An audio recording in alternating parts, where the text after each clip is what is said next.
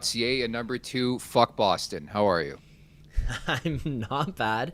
I you know what, I said it like all day today and I'm going to say it here now because I don't want to get caught with it.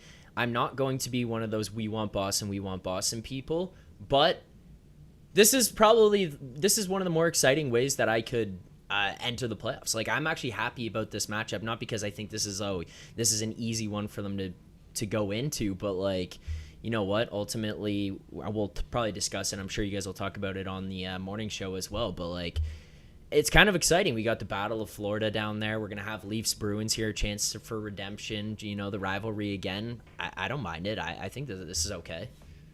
It's like Mr. Dress Up's dresser, man. There is a variety of demons in said dresser, and then among them is the Boston Bruins. What, the fourth series in the last 11, 12 years they're going to get together in the Stanley Cup playoffs. And I don't know about you, like I thought it was going to be Florida for like a month now, and seemingly out of nowhere, the Boston Bruins emerged. Two terrible games to finish up their regular season. It almost felt like they wanted ironically enough, they wanted the Maple Leafs. Well, they're going to get the Maple Leafs. I think you're so right. It's going to be a really, really fun series, man. Like I don't know what to expect. I just hope it's good hockey on both sides, and I think you're not wrong. Well, it could have been great to get the Leafs and Panthers, get a chance at the Panthers again. You never know what could transpire in round two, but if you're the NHL, you're happy. I mean, you get the Battle of Florida, and you renew the hostilities between the Leafs and the Bruins, right?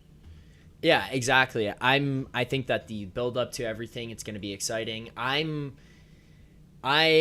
I don't know. I'm just excited for playoff hockey. The entire time that I was kind of looking at the games here tonight, watching the Flyers Washington game, watching the Red Wings Habs game, just everything about it just felt electric. Now I'm ready to get into this first round series, but I'm sure we'll break that all down. Let's kind of talk about tonight's game. And I mean, there's stuff that went well in the first period, but then I think for basically the last 40 minutes, it was not that great for this Leafs team. What did you make of tonight's game? Do you have any serious takeaways from it? Is this something you're worried about going into the playoffs? Where do you I don't know. How do you evaluate this game? Because up until this You point, I kept saying to don't. myself, it doesn't matter. Now it feels like No, people are panicking. yeah. Dude, it's wild. Like I'm reading my mentions before coming on this fantastic podcast and show, and I'm like, what are we doing here? Like we're really complaining about a meltdown, and if you want to call it a meltdown, like they'll never admit it, but rest assured, they had some games on in the room there. And not that the Leafs are picking their opponent, but I think the intrigue was there for a Boston series. Maybe I'm making too much of it. I think they flexed their muscles in the first period. They showed what they're made of. They had a really, really strong showing. And then if you notice into the second period, where was the physicality? Where was the nature that they brought Yeah. in the first period? I know you want to play a complete effort, but like it almost felt like they mailed it in, which I think is mildly concerning. But I think the biggest key the last couple of games, just be healthy, stay healthy, and get to game one of the postseason. I don't think the Leafs are at a point where they should really care who they play. I think they have enough belief in that room that they can beat any opponent on any given night. I don't care if it's Florida, Colorado, Boston, list your team. But yeah, it really was weird because, again, following social media, this team's going to win the cup after every victory, and they're the worst team in the NHL after every loss, and that's the feeling tonight. Like that second period was wild. Yeah, I don't know. The way that they came out in the second, it felt like there was just a complete disinterest in everything that was going on. Maybe that's the benefit of having this game start at 7:30 rather than at 7, because maybe it would have been until the third period that we would have seen them come out, and then this just kind of fucked off, for lack of better words, where they're just like, all right, Yeah. that's enough for us. Go to Tampa tomorrow, get to Boston for Saturday night. But like, it was a stark change in what we saw in the first into the second there. As for the play, I've mostly been on board with that. I think that Rosie was the first person who started to turn me. He came on one of my shows after the Florida game the first time, where the Panthers had that big pushback and the Leafs held them off. And he just kept saying to me, like, no, it's all good. Like, it's all good. We don't need to panic here. And from that point, my thought process had kind of started to change. Obviously, little parts and little nuances of the game you're still concerned about, or still wanting to make sure of keeping things tight.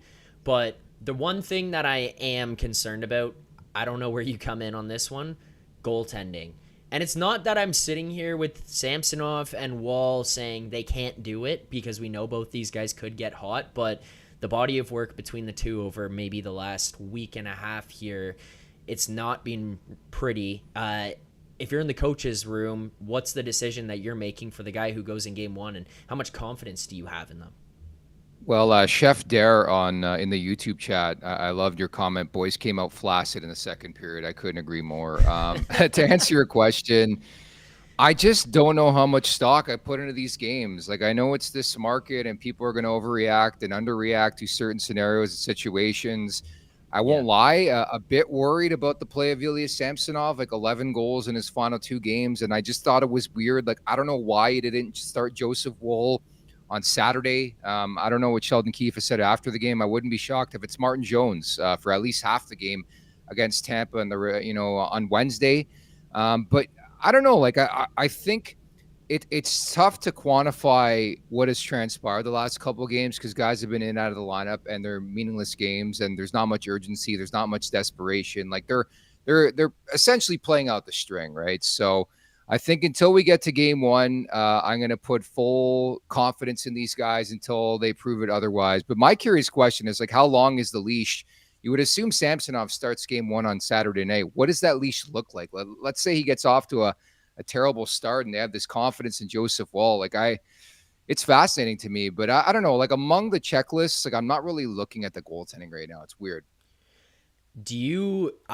Yeah, I'm not as well. I'm not either. I think more special teams is one of the first things that's dropped off here. I think Domi Yeah. coming back, that first line, how they're going to play together will be interesting to watch in a playoff type scenario. But I kind of get the vibe that Sheldon Keefe might go into this playoffs, given what he saw out of Woll last year in the playoffs, where he might kind of be so quick on the trigger with these guys, or as quick on the trigger with these guys as he is with forward lines. Like, I hear you talk about it on the morning show all the time, and it's one of the funniest things because I used to lose my mind over it, where it's like, what you see out of morning skate will be different than what you see out of line rushes, will be different than what Mark Masters tweets out of the lines for this opening, and then it's different than what you see with 5 minutes left in the first period. And it's just like, okay, well, what the hell am I going to take serious of any of this stuff?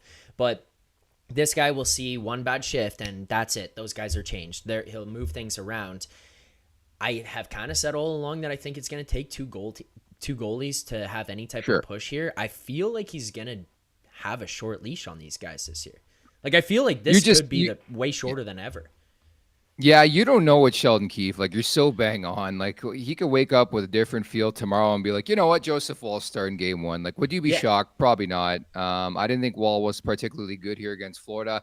I was actually impressed with this first period. Like, he looked more like the Joseph Woll of old, but then the team stopped playing. Then it just, again, I can't really, like, I'm not going on Leafs One Take tomorrow and dissecting this game. I just can't. Like, it didn't mean anything for the Maple Leafs. The pursuit of 70 goals, sure, fine. Pull your goalie with 4 minutes left, whatever. But in the grand scheme of things, I don't think momentum shifts from the regular season to the Stanley Cup playoffs. I think this team is feeling good. There's some players in and out of the lineup, but yeah, that's my wonder. Like, even let's say tomorrow, Mitch Marner and Austin Matthews fire off 3-4 goals, a piece. What do they do for game one, assuming Max Domi is good to go? But I will tell you, like, the lineup game is going to be interesting. The matchup game, I should say, adjustments, how Sheldon Keefe reacts to the different things Jim Montgomery does in that series. Because I'll tell you right now, if you thought Florida's a well-coached team, Boston's an even better coached team. One of the best coached teams in the league. And I think that's going to be everything in that series. There's going to be gut punches. There's going to be adversity. My big question is how the Leafs handle said adversity. Yeah, well, everyone has a plan until you get punched in the face, and it feels like oftentimes Sheldon Keefe in the playoffs has struggled to respond to it or struggled to figure out a way. I think a lot of that we saw with John Cooper was he would kind of just get himself wound up into situations where next thing you know, you've got the fourth line with Ryan Reeves and David Kampf out there against Nikita Kucherov and Steven Stamkos and Braden Point and them. But it's going to be interesting to watch how he maneuvers it. I don't know. I think that this Leafs team is not the best team that we've seen entering the playoffs, but I think it's the best playoff prepared team. It's going to involve goaltending because you're not going to win anything unless your goaltenders show up and play at least above average in these series. And you're also going to need, no matter what happens, your best players to be your best players, which in the past I don't think they have been as much. But I'm kind of curious from your standpoint where your thought is on the special teams of this team. We saw them take a huge dip in the penalty kill, and then for basically the beginning of the season, then it trended back up, and then over the last little while, it's just kind of being mediocre. We saw the power play completely tail off. Rosie came on and he was like, "Let's not panic here. Give these guys some time. It's just ebbs and flows of the game. It'll swing back in the right direction." But that was the only one that I actually just couldn't really agree with to that extent with Rosie. I was looking at the way that these guys have gone into the playoffs every single year, the trend that they've been on, where you watch them start to tail off as the game gets tighter, as the defense starts pushing, or the penalty kill plays a little bit more aggressive with some of these teams, like we saw with Florida here tonight against them, and they struggle to find those opportunities because they're just not opening themselves up for them. You have to create them. This is something I feel like I've watched year after year after year. Are you carrying the same concern about the power play into this year, or do you think maybe this is just one of those, hey, you get hot at the right time situation? It's partly that, but I think you're right. Obviously, we've covered this team for a long period of time, even extending back to my time as a Leafs radio host, and it's always the same convo. Like, yeah, we can hoot and holler over the phenomenal top 5 power play in the regular season, but when push comes to shove in the Stanley Cup playoffs, they can't score that pivotal goal. They can't score on the power play. Like, that's the common misconception with this Maple Leafs team. It really hasn't been about goaltending or defense in the Stanley Cup playoffs. Ironically enough, the team that is one of the top scoring teams in recent memory can't score when it matters most. Now, the well runs dry in the postseason for a lot of teams. Carolina comes to mind.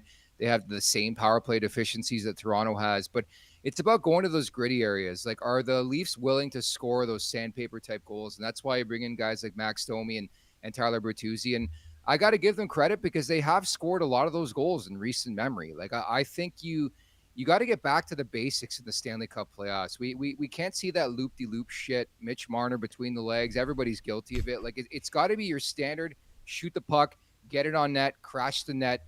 And I think a perfect example is just watch Florida on a nightly basis, how they crash and bang and how they score goals. That's how success is going to come to you in the Stanley Cup playoffs. So I think less is more with that Maple Leafs power play. I think obviously they have the talent level to be able to produce when it matters most, but I would just simplify it, man. Just get it to Matthews, get the puck on net, crash the net, and simplify the game. That's the best reaction I could have. Yeah, I think that part of it too is just urgency, like doing it with a purpose. Whatever you're going to do it with a purpose, rather than oftentimes we see in the regular season with these guys, it's pass it around, pass it around, pass it around. And as you mentioned, they've got that talent to be able to kind of just overcome some of the situations, some of these. It's not as tight. It's not as intense. Guys aren't going balls to the wall for the entire penalty kill. So you're going to get yourself an opportunity where things are going to open up and you can take advantage. But I want to just kind of see how this progresses into the into the playoffs here with the special teams. We see some of these guys coming in and out of the lineup here with trying to stay healthy, trying to stay fresh as we head to the playoffs right now. TJ Brody, healthy scratch tonight. I saw the title of the live stream that you guys were doing the other day on the Morning Take show, saying basically you can't put this guy out on the ice. I completely agree. But, Nick, it's not up to you. It's not up to me. It's not up to Rosie. We wouldn't have him in there. Sheldon Keefe's the guy who makes the decision. Do you trust that he's going to keep him out of this lineup? Do you think that we're going to see him game one for playing against the Bruins? Never say never again. That's the theme of this conversation when it comes to Sheldon Keefe and the way he deploys his lines. Having said that, I do think he tipped his hand a bit. Like, you wanted some semblance of your best roster that you're going to put in place, I think, for game one of the Stanley Cup playoffs. It was pretty much the last dress rehearsal. And again, the first period was great. The rest of the game was not. And that's important because TJ Brody wasn't in the lineup. And I think you looked at those pairings, they made a lot of sense. I mean, you had Riley with Lyubushkin, you had Benoit with McCabe, you had Edmondson with Liljegren. I mean, in a perfect world, that makes a lot of sense. They had a rough night. I should add, too, the officiating was bullshit in this game. I'm not normally somebody to rag on the officials. Like, they had no clue what they were doing. I think they lost the game early on, and we're trying to play catch-up the whole night and trying to even up calls. And game management is a joke, by the way. But I think to start, it just makes too much sense to have Brody on the outside looking in. I talked about the game of adjustments, man. There's going to be gut punches in that series. Folks, don't be shocked if it happens in game one. Just go look at the track record of the Maple Leafs in game ones of the first round. They play like dog shit. So I think there's going to be adversity. Hopefully, it's not game one. Hopefully, they find their game and they're ready to go for game one on Saturday night at the Garden. But I think about adjustments, and I think about a guy who better than TJ Brody to bring in. And I always bring up this example, Zach, last year, where this time last year going into the playoffs, everybody's like, what the fuck is going on with Morgan Riley, dude? The guy was unplayable, and a switch is flipped. He was incredible in the postseason, was pretty good this year, and people sort of forgot about the putrid regular season. So that's my only hope left here with TJ Brody. He gets to the playoffs. He plays a style we've seen in recent memory, maybe dating back to his first couple years of the Maple Leafs, and he goes on some type of run. But right now, if I'm breaking it down, there's no way he's in my top six, man. Yeah, I put him in the press box as well. I just think that right now his level of play, it's just not. You have to make the decision that this is not what's best for the team. Having him out there right now is not what's best for the team. I agree. I have him out. I just don't necessarily trust Sheldon Keefe's willingness, I guess maybe is the best way to put it, to leave him out, leave a guy like TJ Brody out, because I feel like he looks at him and trusts him and keeps thinking his game will come back. It will be there. And we've seen him in the past say that guy's game will be there. And so I'm going to put him in and I'm going to play him through. We saw it with Timothy Liljegren coming back into the lineup and sitting Simone Benoit out because he's like, well, we have to get this guy going. So I just have that fear to an extent. As far as the defense goes here as well, Morgan Riley, Ilya Lyubushkin don't have themselves the greatest night here tonight. And I feel like a lot of people kind of look at Morgan Riley and whoever his partner is just has to be that Ron Hainsey, Luke Shen type of guy. You think Ilya Lyubushkin can be that guy for him this series against the Bruins? I think he's good enough to be able to be fine and do an adequate job. Obviously, Okay. he's not a number two defenseman. This has been missing for a long time. I don't think the heavy lifting is done by any stretch. Clearly, going into the offseason, they're going to make some substantial change. But I think that pairing is familiar enough with each other, and we have seen defensemen have strong postseasons before. Like Luke Shen was great last year. I just want to make sure like Labushkin's doing an adequate job. If he's not, then you have to pivot away from that assignment. I think it's been a work in progress. Like he's had his moments where he's been really really good. I just want him to be heavy on the puck. Make it a nightmare to play against. They're probably going to draw the Pasternak line, if not that, the Marchand line. It depends on what they're going to do in that top six with the Boston Bruins. Just play a heavy game. Make every shift difficult. Like that. I think if you're Ilya Lyubushkin, that's what I'm primarily looking for. And I understand the majority of his shifts, unfortunately, are in his D zone. But if you're him or you're Joel Edmondson, just make it difficult to play against. And for the most part, they've done that. But if you're expecting offense or anything, it's not going to come. Just make the smart plays, get the puck out of the zone. I know easier said than done. There's going to be pressure playing the big boys on Boston, but I feel okay about Lyubushkin, probably better than some people. There's a couple more lineup things that I want to get to here before I get you out, but I just want to do some Yeah. housekeeping here. If people are watching right now and you haven't already, hit the like button here on the stream. Let's get it up. You know, if you watch the post game show, for whatever reason, a while ago, I decided to do this thing that every 50 likes, 50, 100, 150, you do smelling salts.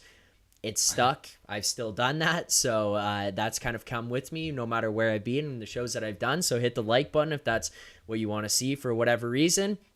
And then the other thing, subscribe here to the channel, whether it's the post-game shows and we're getting guests on to talk about the game, break everything down. Nick hopping on here. We'll have Rosie as well, Carter Hutton coming through, and then people from the chat calling into the streams as well. That's something we do here on the post-game show. You're going to want to see that, but you're also going to want to see these guys breaking down the games the next day because we come on here with raw emotion. Nick, Rosie, Anthony Stewart, Carter Hutton, these guys have at least a little bit of time to go on with maybe a more sound mind than I do 5 minutes after the game to help break everything down the next day. So that's what you're going to want to see Monday through Friday, 11 a.m. right here on this channel. Make sure you're subscribed. Nick, I saw you tweet about this as well. I've always followed along with your Twitter during the game, but I think going and working together here now, it's made me way more alert to it. You tweeted out tonight late in the game, and I thought it was pretty funny because I've been describing Nick Robertson as kind of the Jimmy VC vanilla. If he doesn't score, he does nothing for me. Like I just like I know. he's not impacting the game physically. He's not impacting the game with playmaking ability. So it's either you score or you do nothing. Where does this guy slot in the first round? And is this just Bobby McMahon health dependent? Um, I think so.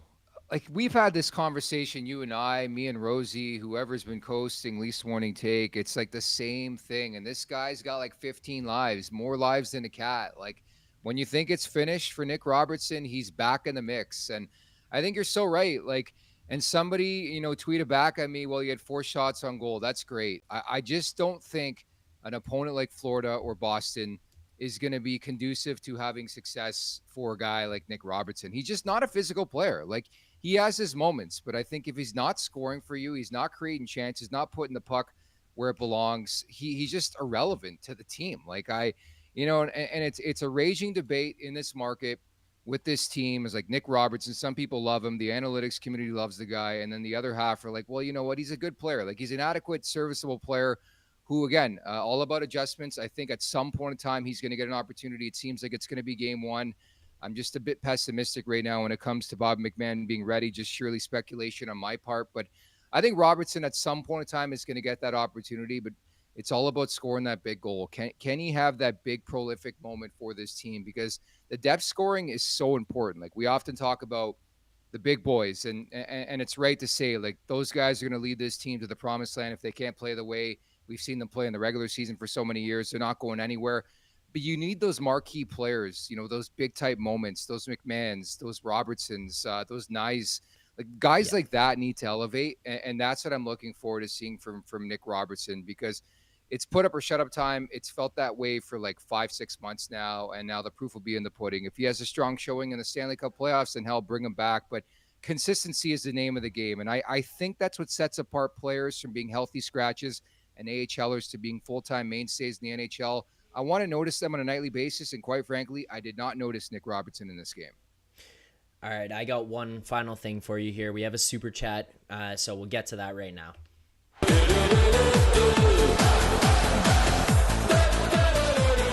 All right, super chat here. Maxentius Decimus. He says, didn't watch the game because it didn't matter. Caps made it, and I'm happy. Come game one, then I'll call in. Exercise the Boston Demons. Max saying exercise the Boston Demons. I saw a comment in the chat there from G-Max saying beer is not going to be strong enough for Leafs playoffs. What is your confidence level against the Bruins here? Just kind of briefly, we know now it's going to be the Bruins. We know that's going to be the matchup, likely starting Saturday night. And do you agree here maybe with GMAC that beer will not be strong enough to handle Leafs playoffs? Oh, probably not, dude. It's like, what's the old adage, like, ready to get hurt again? I know I brought it up to Jay Yeah. Rosehill last year. The guy who holds a sign, he had no clue what the fuck I was talking about. He's like, why are you being pessimistic? I'm like, dude, Yes. if you're a real Leafs guy, you played on the team. How do you not know about sign guy? But I digress. Um, Again, I'm pretty confident about this team. I think they're a change team. I think they're a different team. I'll just be honest. Like I want to see a good showing in the playoffs. Whether it's 2 rounds, it's 3 rounds, it's 1 round. Like just show me you're a competent NHL team, and they did that for the most part against Tampa last year. I won't lie. I was disappointed. The second round, they were the better team in the first 2 games, and Florida beat them. It happens in the Stanley Cup playoffs. We just talked about adversity, Zach, and gut punches. The Yep. unfortunate part was not showing up for Game 3 in Sunrise. That fucking pissed me off on so many levels. I remember that feeling. In fact, I was in Vegas, doing some work in Vegas last year at that time. I took time out of a Saturday afternoon or a Sunday afternoon, whatever it was, to watch that game at like 4 local time. And I had like diarrhea all over my hotel room. I could not believe my eyes.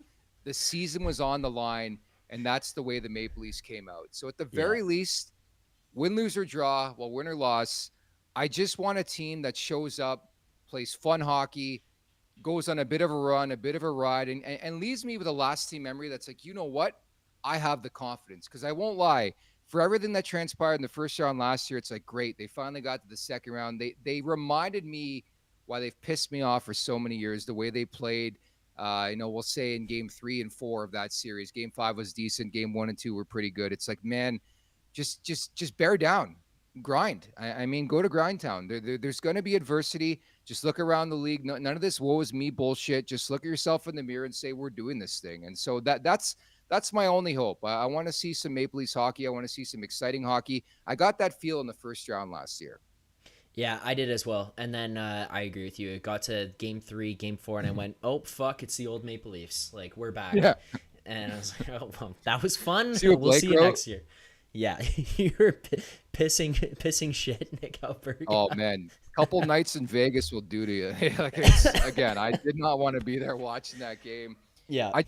I want to leave the season with a good feeling. Hopefully that's the best feeling of them all, and that's winning the Stanley Cup in June. But I just want to leave the season not wanting to rip the core four to shreds on the final show. Like Yes. I've done way too many like decompressions of this team. Whatever you want attributes to the team where it's like, hey, the final eulogy, this team's going off into the offseason, they're going to do this. It's like, it's put up or shut up time. We had this conversation same time last year. It's on the big boys. This is the final go around, and then they came back with the same guys. We're going to do the same conversation this year.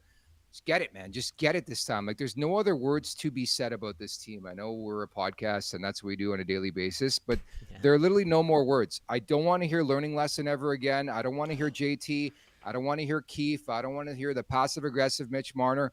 Go out there and do your fucking job. You get paid 12, 13 million sheets a year. Go prove it. Go show us why you deserve that money.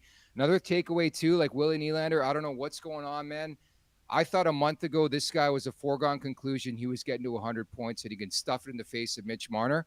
He needs 2 points tomorrow against Tampa. Maybe he does it, but he ain't scoring goals. I think it's like a 10-game drought. So get your head out of your ass. Get the job done here.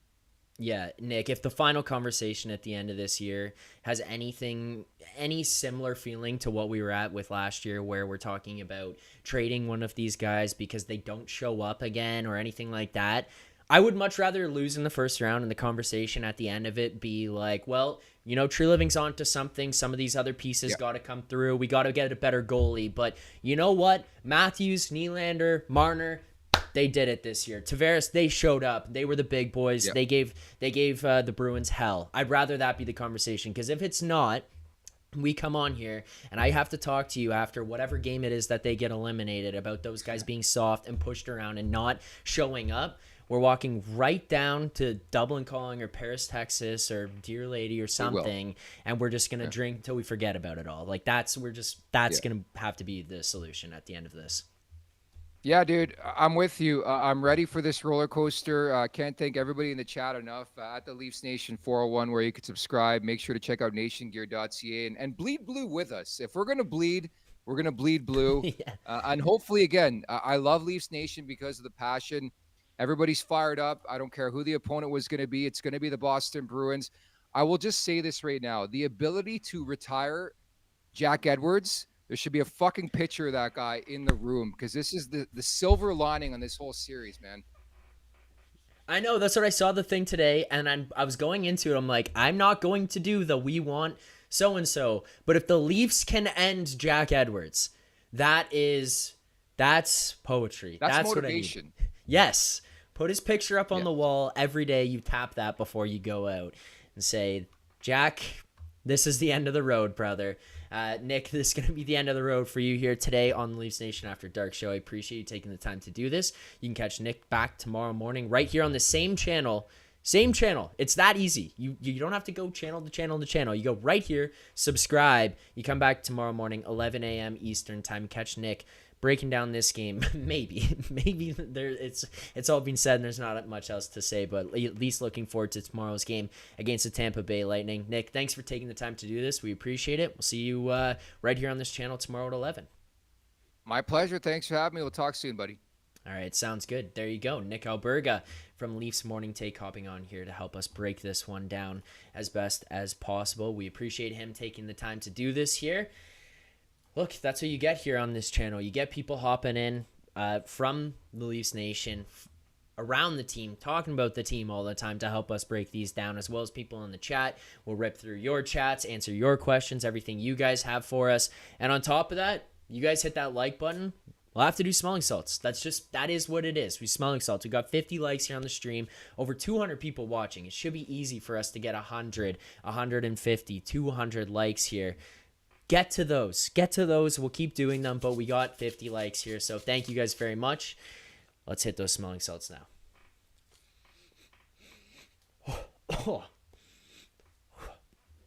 There you go. All right. Thank you. to everyone hit the like button. Keep hitting like.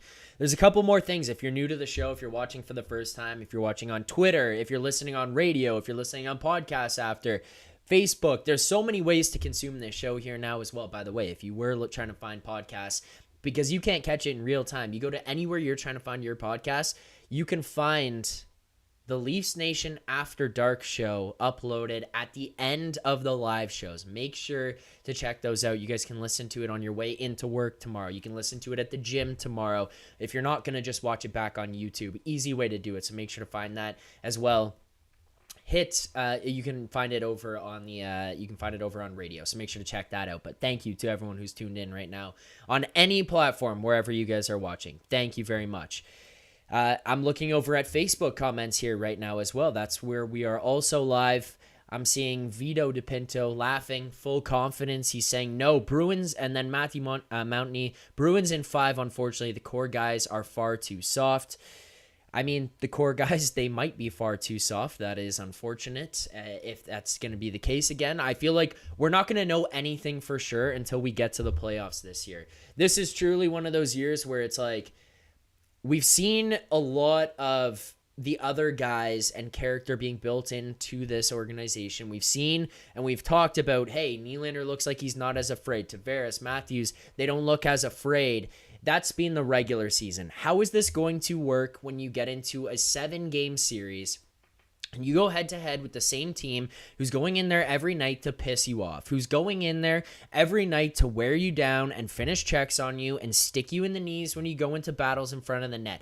This is going to be the one kind of final straw where I think people can make their final conclusions about whether or not they're in or they're out on the core 4. There's been a lot of back and forth throughout the years about whether or not you run it back. Do you keep these guys here? Are they okay? Was it the rest of the team? I feel like the group that Tree Living has assembled here is going to really expose those guys for either being soft as shit or being guys who can play in the playoffs. Because now what you've done, and I think it's been almost universally agreed upon at this point, is built a group of players, built a team of players that's best suited for the playoffs. Tyler Bertuzzi's, Max Domi's, Bobby McMahon, Matthew Nyes, Pontus Holmberg hopping in, Ryan Reeves has been a very serviceable player.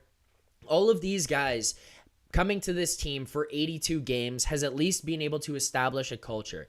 Kyle Dubas went out and addressed a lot of this at the deadlines in the past couple seasons, but he would go out and he would do it with 15, 20 games left. He would go out and try to rip all these guys into this lineup and say, now we're going to be different. We're going to have a different identity. And that's not who they were throughout the beginning of the year. That's not who they were for the first 55 to 60 games. So now you're just trying to flip a switch right away and say, hey, all of you guys who are pre-existing, Alex Kerfoot, Mikheyev, Engvall, etc., now you guys are going to have to adapt to this because that's a playoff style of game.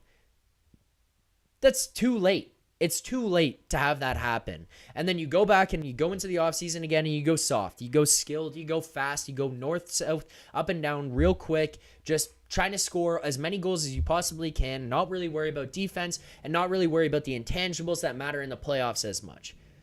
Brad Treliving addressed a lot of that in this offseason. It took a long time to establish. It took a long time for the character and the identity of this team to start to show, or at least the character and the identity of those other guys. And now this year, I feel like is really going to put those 4 guys on the right out there and say, hey, you're either going to show up or you're not. And at the end of this, if it works, then we can at least say, you know what?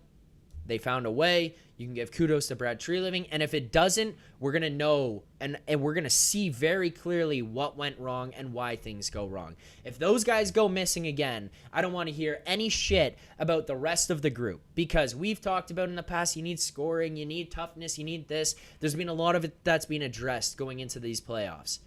If those guys don't show up and those guys don't play, then none of it matters. And it's going to be time for a change. It's going to be time for something different. I agree with Nick. It's kind of hard to evaluate this one. It's probably why our guy Max earlier did not show up or did not watch this game here tonight, but still shows up to the chat. Shout out Max, still show up to the chat. But it's probably why these guys you don't care about these games. I have a hard time evaluating them as well. This game tonight, it's frustrating to watch. It's frustrating to see that one play out the way that it did. But ultimately, it doesn't matter, because as good as things can be and as bad as things can be, none of it fucking matters until you get to the playoffs. Every single year, we're just building to the playoffs, building to the playoffs, building to the playoffs. So you could have the best season of your franchise history, or you could have the worst that still makes the playoffs, and it doesn't matter, because unless you do anything in the postseason, no one gives a shit. My favorite quote of all time when it comes to sports like playoffs and how you analyze these things is what Billy Beane said when he's talking to Peter Brandt or Jonah Hill, whatever, in The Office, in the movie, in Moneyball. And he says, we made history. We're making history. And he says,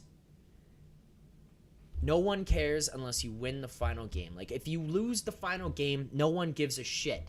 So the regular season, it's not going to matter. No one's going to care that this is the most mediocre, mid-level season that you've had. No one's going to care. No one's going to care. Do what you can do in the playoffs. That's where we'll kind of make some evaluations on this team. Like, I've got people texting my dad freaking out about this team, how much they suck, how much he hates them. And it's just like, who cares? Who cares? None of this matters until you get to the playoffs. None of this matters until we get to the playoffs. Then we'll figure it out, because that's when we find out whether or not these guys are built for it. That's where it matters. All right, couple super chats here. I don't want to leave you guys hanging, so I want to get to these. Let's start.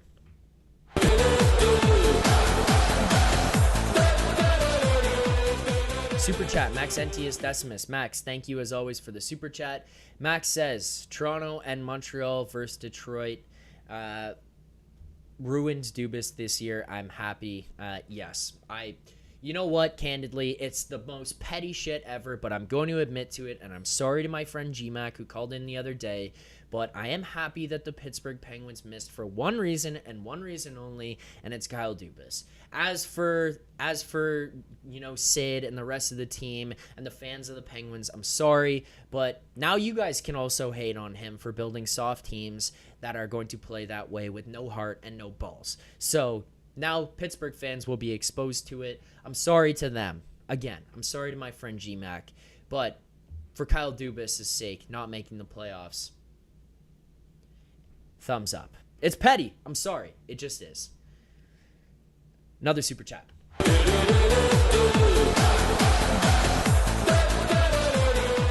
Michael, all the way from Hong Kong. Michael, thank you. I appreciate the super chats here. Michael says, Zack, good show to face Boston. The Leafs only need a goalie, 2D, a better playoff version of Mitch, a younger version of JT, and a better D coach, and a better coach. Well, Michael, I mean, pack it in then. We'll see you in the offseason, brother. If we're looking here right now, one game away from the playoffs, saying, you know what, to beat Boston, we're going to need a goalie, 2D, better Mitch, and younger JT, and a better coach, then what does it matter? Turn off the TV and let's just get to next season. Let's just get to next season. Because clearly it's game over. We might as well just gas it. And the rest of the shows, we might as well just focus on the off season and the summer and just making trades and the draft and whatever, because it's over. Like, it's game. White flag. That's it. Thanks for having us. We'll see you next season. I don't know what to say to you, Michael. I disagree. I think that if we see Mitch just not be scared, then we're fine. If we see one of these two goalies black out, then we're fine. The one thing I'll push back on the hardest of all of this is the goalies. We need a better goalie is the stupidest statement to make when it comes to the NHL playoffs. And I apologize for using it or talking about it that way, but it's the most insane statement to make. Jordan Binnington. You think that guy was just the greatest goalie alive when he all of a sudden came on the scene, went on a run, got hot, and went to the finals? Braden Holtby, the year that he won the Cup for the Caps, had the worst regular season of his entire career. The worst regular season of his whole career. And he goes on to go nuts in the playoffs and win. Antti Niemi, find a way to get into the playoffs and just go nuts. You know, like, it doesn't matter. Adin Hill last year, he was the third goalie for Vegas. He blacks out. He goes, wins the Stanley Cup, signs a big ticket. As long as you have above average goaltending, who cares? Like, who cares? If you're above average goaltending, that's not going to lose you games. I think in the long run, you're going to be fine. Phenom, Darcy Kemper. There you go. If you're in those situations with a goalie who's at least above average and they're not going to lose you games and they could just black out here and there, perfect. You're going to have an opportunity. I'm not saying these guys will. I just think to sit here and suggest you need a better goalie is insane. You cannot predict what's going to happen with these goaltenders. Sergei Bobrovsky was about to be bought out if the Panthers missed the playoffs last year. Like, there was buyout conversations on Sergei Bobrovsky, and now all of a sudden it's just like it never happened because he went insane in the playoffs, carries them to the Cup Finals, and you're good to go. Palm-faced. You forgot to mention Leafs legend, Matt Murray. Right. It's just example after example of these goaltenders who all of a sudden go crazy and when it matters the most and you're fine. So to say we need a better goaltender, like, no, there's no guarantee with anybody. There's just no guarantee with anybody. There's no guarantee with Jake Ottinger right now with Dallas. You know, it can be up in the air. I don't think that that's a fair statement. Mitch, I don't necessarily disagree with you. He needs to be better than what he's been every single year, and he needs to play a different style of hockey than he plays for 82 games because he does not go into the playoffs he does not play with a playoff style or a style that's conducive to the playoffs because he's able to get pushed around. He's not able to operate with as much time and space. He's not able to be as effective. There will be 1 or 2 games that opens up. He'll score 3 or 4 points and we're going to go, oh, wow. Well, he walked away with 6 points in 7 games. How can you be mad at old Mitchy Poo? Well, it's because he did 0, 0, 0, 0, 0 in the other 4 games of the series, and yet we had 2 3-goal games, so we're all, ooh, what a night for Mitch. What a series for Mitch. It's like, well, no, he did nothing for the rest of it. Like, yeah, he's got to be better. That is fair. He's got to be better than what he's been. He's got to be better, in the playoffs at least. So if he's not, then yeah, the team's probably fucked because you're paying the guy $10.93 million and he's eating up that much cap. You can't go and acquire other players because of that. Not solely because of him, but that's a reason. So yeah, he's got to be better. As for the defense, yes, you do need probably some better defense.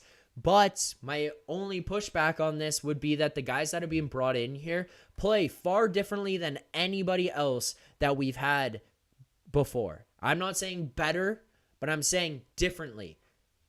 Let's see what they do in the playoffs with some of those guys. Because when you look at a guy like Joel Edmondson, Jake McCabe, Simone Benoit, Ilya Lyubushkin, these guys can be the type of players to make Marchand, Pasternak, it can make their lives miserable.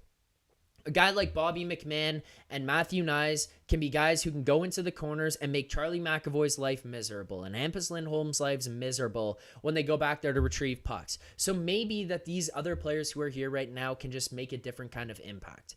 I know we're looking ahead here now, and I know we have one more regular season game to discuss, but I do agree with Nick that part of what I look at with what's going on with the team here tonight in this game is I just don't care. Like, I just don't care. And I saw people getting mad being like, how can you not care about these games or whatever? Like, this is who the team is, blah, blah, blah.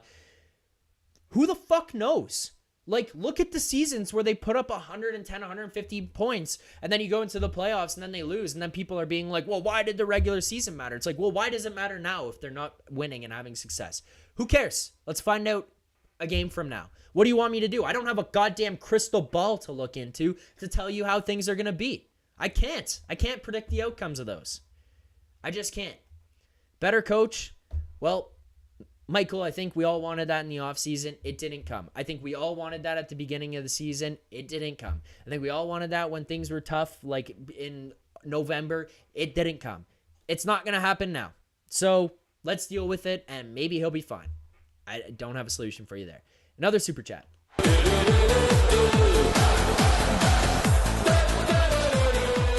Waiting Absolution, thank you very much for the super chat there. Waiting Absolution says, can't blame goalie for bad defensive play by guys. Yeah, there's a lot of defensive breakdowns that take place with this group. I don't know if it's the system. I don't know if it's the guys in the roster. I don't know if it's the coaches. I don't know if it's a lack of messaging. I don't know. At this point, I just don't know because a lot of different guys have come through here and we've seen some different types of coaches, and it all seems the same. So what do you want me to say at this point? You've tried different players, you've tried different styles, you've tried different coaches, and it all just seems lackadaisical. Maybe it just starts at the top and the core four just fucking suck at defense.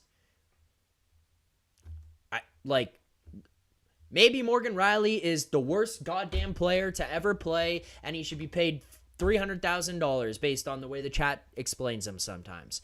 I just don't know what to say to you, because as Nick brought up, we get to the playoffs and everyone sits there and looks at the guy like he's God, and yet in game 81, we're like, oh, well, you're never going to win with this idiot.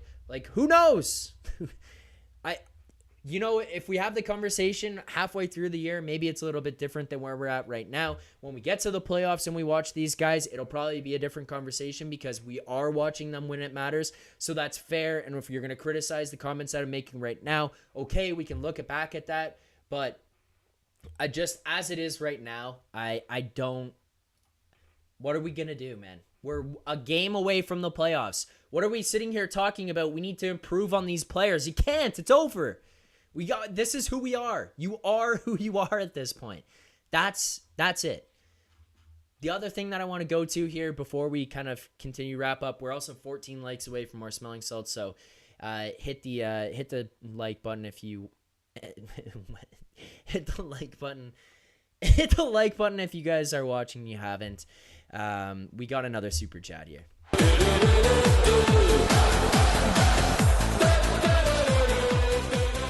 Max Entius Decimus, what do I want you to say? What's your fave color? Max, thanks for the super chat and attempting to lighten the mood. Unfortunately, the next super chat I think is going to send it back the other way.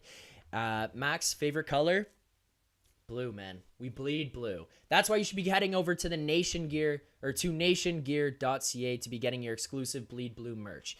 It's as simple as that. You guys are looking to get ready for the playoffs. We know we're playing those goddamn Bruins again. We know that we're going to have an opportunity to end that goober up in the press box's career, Jack Edwards. Just think about that. Think about how sweet it would be. Stop being so negative about this organization and this team and declaring it's over already when we have an opportunity to end Jack Edwards' career as a broadcaster.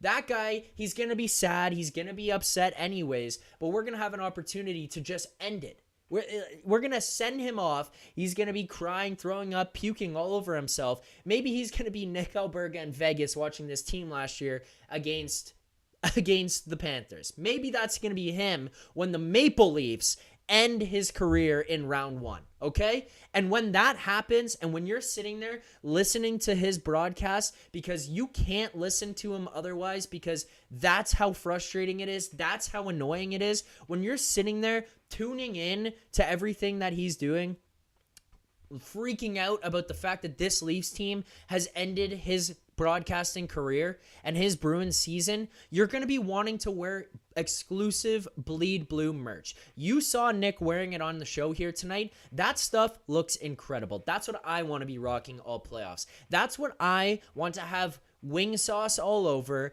and covered in sweat and smelling because I'm wearing it every single game, and I refuse to wash it because the Leafs are winning game after game after game. And the place that you're going to get that is at nationgear.ca. You can click the link in the description, whether you're watching on YouTube, if you're listening on podcasts, if you're on radio, I don't care how you're consuming it. That's how you're going to find it. nationgear.ca.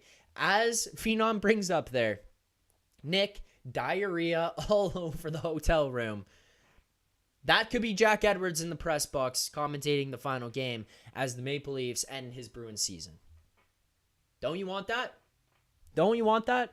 nationgear.ca. That's what you want to be wearing when that takes place. nationgear.ca. Get your exclusive Bleed Blue merch now.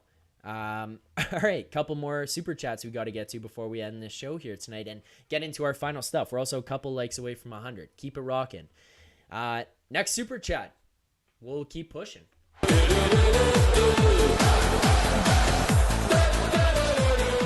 Michael, all the way from Hong Kong again there. Michael, thank you very much. we're going the other direction here. I was just all positive, saying we could see this team go on and end Jack Edwards' career, and Michael comes in right the other way and punches me in the face. Zach, I'm being sarcastic. What I am saying, they will lose to Boston. I am betting $5,000 the Leafs will lose, although I am a big Tree Living fan. It's a Dubas team. Michael, you know what? Don't do that. Come on. Don't do that. $5,000 that the Leafs are going to lose. Come on. I get the emotional edge, but $5,000? Why?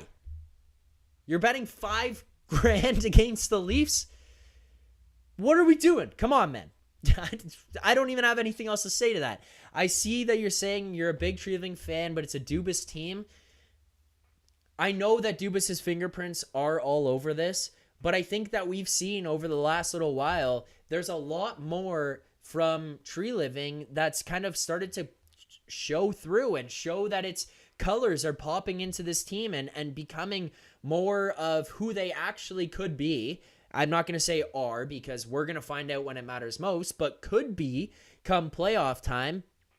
And it feels like it's a bit different than the team that we've seen in the past, where it's like, hey, 82 games go by, you add a couple guys with grit at the deadline, you head into the playoffs and say, Ryan O'Reilly's going to change this one, Nola Chari's going to change this one. It's like, well, you know what? This year, you had all those guys here for the whole season, and it seems like they're starting to pull everyone else into the fight, and maybe they're going to be different. I know those pieces are still here. I know that they're in that position right now, Michael, and I can get the frustrations of having Kyle Dubas' fingertips on this team based on the disappointment we are left with year after year after year. But ultimately, I think this year, the spotlight is going to be put on Austin Matthews, Mitch Marner, William Nylander, and John Tavares. That's where we're going to find out who this team is. Before I get to the next super chat, we got 100 likes here. So thank you to everyone who liked it. We got to go to the smelling salts again. We're at 100. You get it to 150 by the end of the show. We'll do it again. Thank you to everyone who's watching. Thanks to everyone who liked. Thank you.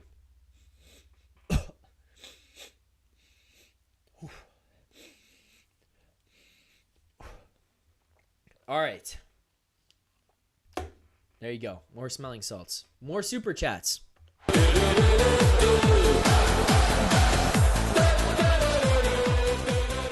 Awaiting absolution. Again, appreciate the super chats here. Awaiting absolution says, not referring to you, but people blaming the goalies lately. I agree with you overall about the Leafs, though. Yeah, no, I don't really have a comeback or a disagreement to what you're saying there, awaiting absolution. I know what you said earlier. You can't blame the goalie for bad defensive play by guys. I agree with that. I also do think that over this last little while, we've seen some shakiness amongst the goaltenders. We've seen some shakiness amongst Wall and Samsonov and letting in first goals and not fighting back throughout games as much.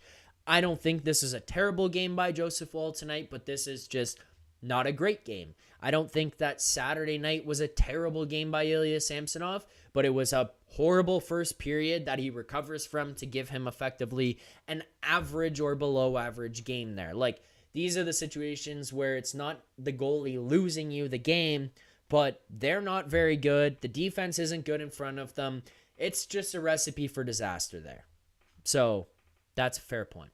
Another super chat.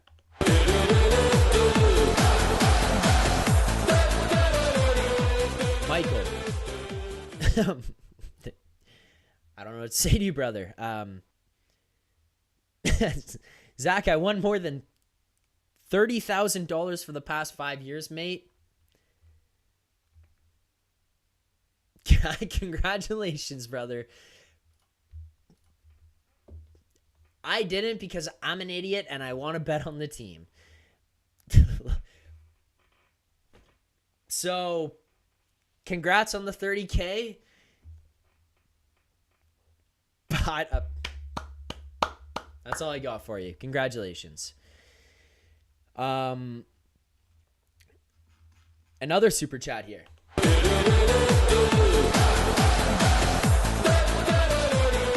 guys are ripping tonight. Thank you. Max Entius Decimus. Max says, my God. Max says, Toronto media wants to sit Matthews, but also cry if we lose. This is why people hate Toronto media. This channel is a breath of fresh air. Real stuff. Thank you, Max. I try to. I appreciate that. I try to keep it real. I try to keep it honest. I think the guests that we have through, we try to keep it like that as well. You guys calling into the show, I try to read your comments here to keep things fresh as well and just keep it humbled at least, or grounded a little bit.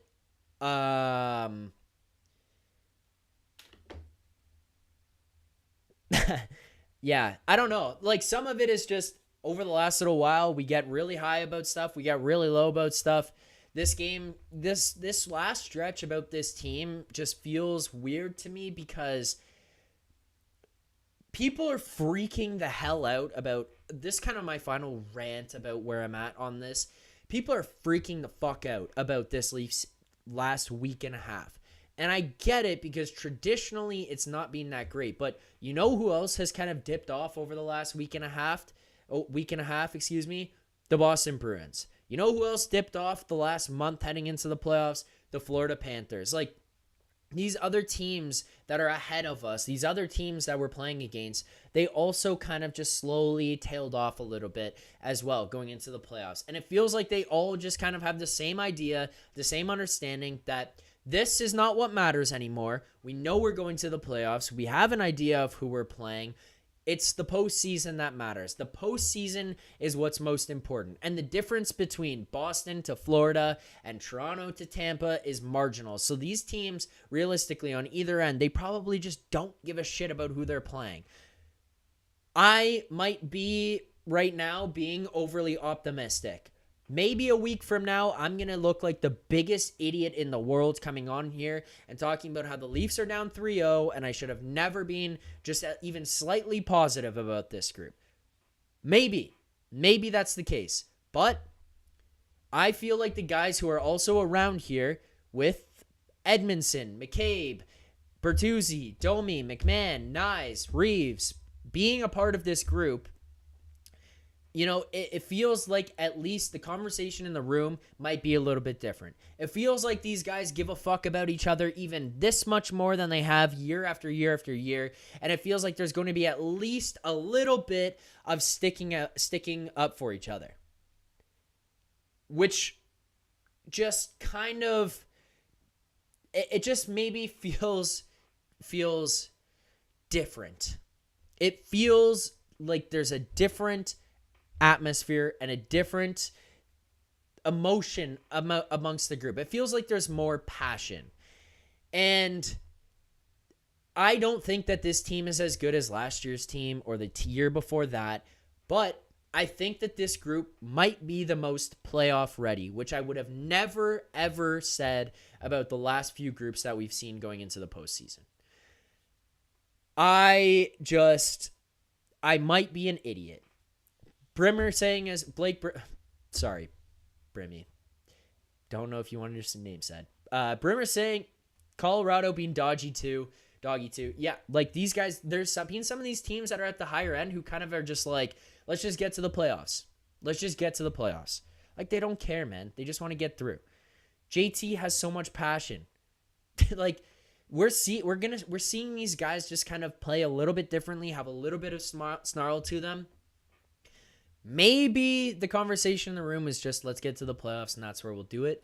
And I feel like the last week has just been hard. 2 weeks have been hard for me to overly criticize things other than stuff that's scary, like the goaltending. The goaltending is a little bit concerning because if these guys can't mentally get it together, gone. And then we're done. Sorry, Brimmy. And then it's done. It's over with. If you can't get this thing back on track, then it's over with. But that's the one thing that I can criticize the most. The penalty kill, the special teams is another thing that I'm going to criticize. Everything else in between It's kind of just here and there of, yeah, some of it needs to be cleaned up. Some of it looks like normal. Some of it looks like one of the best teams in the NHL. So when it goes that far in between, I don't know how to come on here and have this conversation 2 weeks ahead of the playoffs with 5-6 games left to go and say, you know what, yeah, we're the worst team ever, or we'll get it done. And as Nick said, he's like, my mentions are insane right now. Okay, another super chat.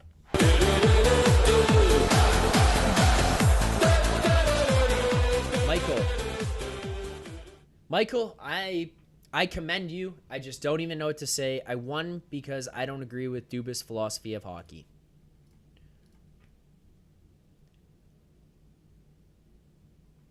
Well, congratulations again on the winnings there, brother. Congratulations on the winnings. Okay. Let's get to our final couple of things. We've been going for an hour here. We went about 20 minutes with Nick. We appreciate him calling in, rip through, answer your questions in the chat. I appreciate it. If you guys have more, I'll keep trying to answer them. If you got super chats, I'll try to answer them. But if you've watched the show before, you know how this one's going to go. You know how we're going to close this out. So you guys participate in the chat. If you're new to the show, first thing we're going to do here, play of the game.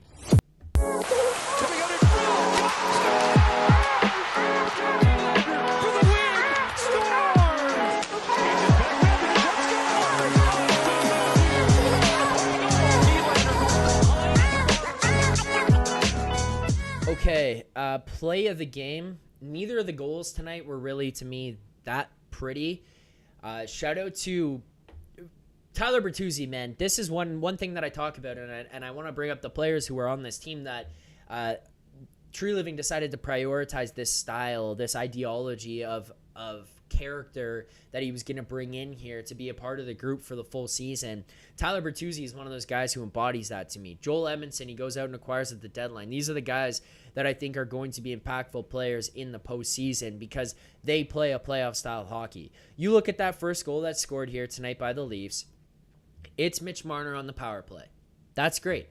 You know why the Leafs went on that power play? Because Tyler Bertuzzi drove to the front of the net, gets cross-checked while he's sitting there banging away at rebounds and not afraid of anybody. He gets in there quick. He gets in there hard. He starts to piss people off, and he's just getting abused, and he draws a penalty. He's going to do that stuff. Like, he's going to do that stuff. And the other thing is, even if it's not going to draw penalties, he's going to piss people off. In a one-off situation where you play a team once and you just move on and you don't really worry about them, it's not going to show the same way. But when you play that team on Saturday night, and then you play them on Monday, and then you play them on Wednesday, and you play them on Friday, that guy who goes to the front of the net and gets Tyler Bertuzzi's stick to his ribs every single time he goes to the net, or he goes to the corner and he gets Bertuzzi's leg smashing against his because they're just colliding hard because he's finishing every check, that guy's going to start to feel it, and he's going to start to get annoyed, and maybe he's going to turn around and do something stupid and give the Leafs an opportunity. That goal becomes because of Tyler Bertuzzi. I wanted to give that a shout out. I don't really have like a goal that's a play of the game here. You know what? Play of the game for me is going to be when Matthew Nyes and Jake McCabe were just throwing bombs at Matthew Tkachuk's head. Somehow the Leafs ending up coming away with the penalty on that when Tkachuk is the third man in. And the first time that it happened, it was the Leafs who go because they did the exact same thing that Matthew Tkachuk did, but they're the ones who get penalized. So, whatever. Fucking joke of officiating. The NHL reffing is a complete and utter embarrassment to professional sports. I'll say that right now. You just basically granting whoever the hell wants to blow a whistle and put on stripes to go out there and ref these games is just going to make a mockery of the league, a mockery of the sport, and a mockery of the profession, and just make people take it less seriously every single time they turn it on, because those guys are just clowning around out there. Lack of consistency from whistle to whistle to whistle, from game to game to game. It's a complete and utter shit show that goes on, but conducted by those officials. And it happened again here tonight. That's not the reason the Leafs lost. The Panthers dealt with some bullshit too. I'll give them that. But the reffing in general is just fucking pathetic in this league. They need to get that shit together. Stop worrying about trying to keep the Coyotes in Arizona and just maybe make your product better, Gary. Regardless, Leafs get a penalty out of that one. But you know what? Matthew Tkatchuk here tonight, the Leafs kind of abused them. Unfortunately, it's not going to set the tone for the first round of the playoffs because that's now not who you're going to be playing, considering the Bruins lost and you lost to Florida. But maybe you play them in the second round. Maybe you play them at some point in the playoffs here, and you've at least established that you're not going to back down from anything he does. Like old Mitchie Poo standing there last year just taking punches and everyone being like, well, why would you punch him back? Well, because then you show that you're not soft as fuck, realistically. Every single person on every other fan base laughed at us, laughed at Mitch, laughed at the Leafs, laughed at the fans because of the way he responded to that. And then the only people defending it was like this small population of Leafs fans being like, well, I'd rather him do that than take a penalty. It's the end of the fucking game. Who cares? That's what happens last year. This time, Matthew Tkachuk goes into a scrum, and you got 4 Leafs jumping across the ice to punch him in the face. You've got 4 Leafs running around just throwing bombs at this guy's head because they're like, I don't give a shit. It's a game 81. This means nothing to me. I'm going to punch you in the mouth and make you feel it. I don't care. I like it. You know what? I like it. And I'm going to give that the play of the game because we haven't seen that before. This is not something we've seen out of this Leafs team before. You see one guy do it. You see 2 guys do it maybe. But you don't see Nyes, Holmberg, McCabe, Benoit, Edmondson. You don't see this many guys doing it every time. So, shout out to that. That's my play of the game. That's sad in a game like this. There was also a nasty late save. I'll give an honorable mention. 2 things, honorable mention. 1, nasty late save by Joseph Woll in the slot. He had a point-blank shot. I believe it was Evan Rodriguez that he makes a save on. Toe save. He's going from his right to his left. I think it was Rodriguez. I apologize if not. But he makes the toe save going across. That's a beautiful, beautiful save there. The other thing would be the Simone Benoit hit on Verhaeghe. There's 2 teams that would have just sucked to play against going into the first round here because all they do is whine. It's the Tampa Bay Lightning and the Florida Panthers. They're the biggest crybabies ever. They just turn and look at the refs every time. Matthew Tkachuk could stick his stick down your throat like a sword swallower and then turn around if you tapped him on the shoulder and start crying because he wants a penalty called. All these guys do is cry. Simone Benoit comes across the ice and obliterates Verhaeghe, and this guy's laying there. Where's the penalty? Where's the penalty? Get up. Get up. You guys want to play bully ball until someone hits you back, and then it's just cry. That's what these guys are doing. They just whine. That's what you're going to have in the first round. You're going to turn on the TV. You're going to turn on the Battle of Florida in the first round here, and you're just going to see the biggest cry fest you've ever seen. They're going to have soothers on the bench for these guys to calm them down before they go out for their next shifts because that's just all they do. And you know what? They're successful teams, and I'll give them that. I can't take it away from them because us as Leafs fans, we don't see shit for success. But as far as annoying stuff goes, it's annoying as hell to see that, and this was another example here tonight. These guys will go out, punch you in the head, you push them back, and they start turning around freaking out because they're like, oh, where's the penalty? Where's my power play? Oh my God, just play the game. Play the game. Anyways, another super chat.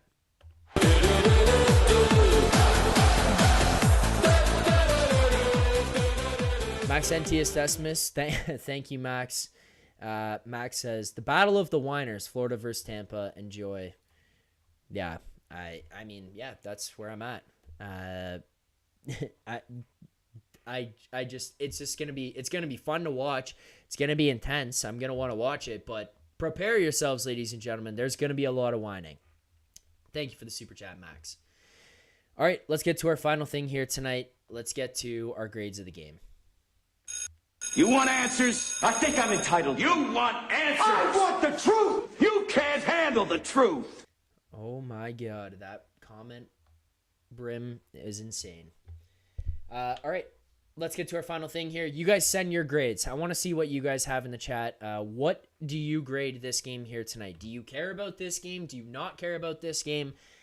Do you evaluate this one harshly? I want to know what your thoughts are, because I'm going to come away giving this...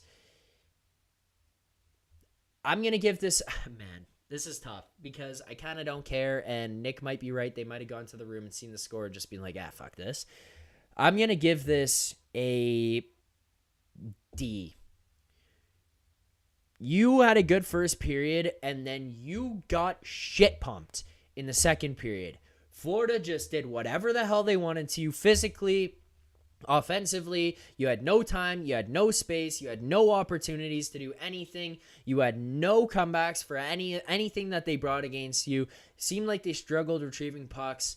If we're just basing it just off tonight's game, we have to be realistic here in how we're going to evaluate this. We have to be realistic in our grading process. We're just basing this off of one game, one singular game, and not an overall picture of stuff. This is a shit game. This is a D game. You lost the faceoffs. You got outshot 42-26. You were close in the hits, fair enough. You were terrible on the power play. You go 1 for 5. Penalty kill, you know what? Good on your penalty kill. 6 for 6 here tonight. That's impressive. I will give you that. But outside of that, it's not a pretty game to me. It's just not. We'll go a D. Like, it's just get the hell out of here. Get to Tampa tomorrow. Keep everyone healthy. Get Austin Matthews to 70 goals. That's the objective. And then we move. D. D is the grade tonight.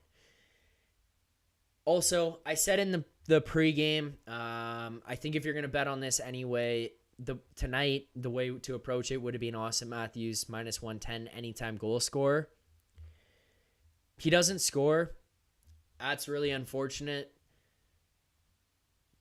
I still think minus 110 was a great bet. Obviously, Florida's just not going to make it easy for him.